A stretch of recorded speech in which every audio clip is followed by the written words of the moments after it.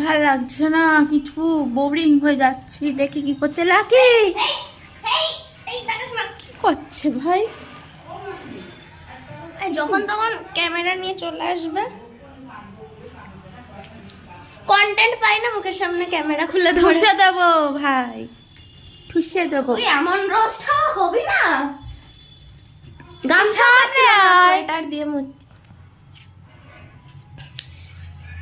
ওই সামনে শীতে করে, হ্যাঁ।